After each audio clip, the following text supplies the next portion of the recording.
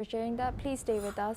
Now, President Donald Trump visited the Federal Reserve's headquarters in Washington, clashing with Federal Chair Jerome Powell over the cost of renovations.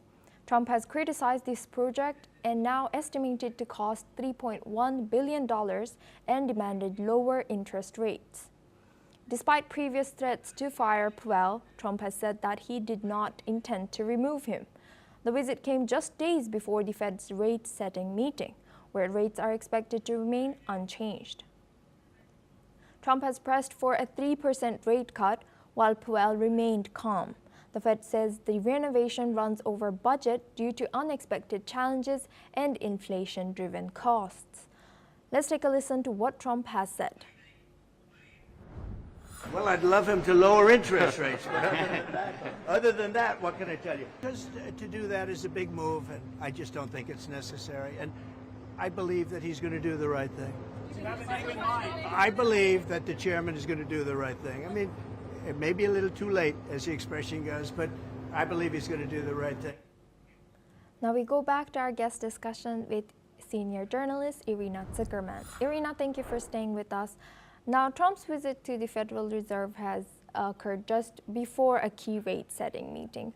How does such public confrontation affect the credibility and independence of the Federal Reserve Chair in the eyes of U.S. citizens? Quite frankly, I think many perceive it as independence being in question, with Trump repeatedly putting extreme pressure on Powell to lower interest rates, and the other one, and Powell resisting because he does not believe those lowering interest rates will lead to anything but inflation and economic issues at this time. Trump, on the other hand, believes that lowering the rates would bring him popularity and allow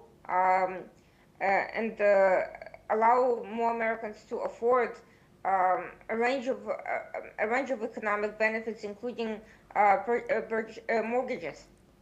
There is a significant concern that if Trump continues putting pressure on Powell, he will exceed his own authority. And certainly, if Trump fires Powell, as he has threatened or looked into doing, what we saw today is not merely a policy dispute or personal confrontation, but an institutional showdown. Trump's economic strategy, favoring aggressive rate cuts, liquidity easing, and manufacturing-focused growth, or at least rhetoric of such growth, contrasts with Powell's much more technocratic and stability-oriented approach. The result is a power struggle over the control of the U.S. financial system. The Federal Reserve is supposed to be independent, but now we're seeing the U.S. president actively meddling in this and actively trying to take control of the economy, which has historically never ended well. Thank you very much, Irina Zuckerman, for joining us today and sharing your insight throughout our news. Well, that's all we have time for. We will continue to bring more news updates from around the world.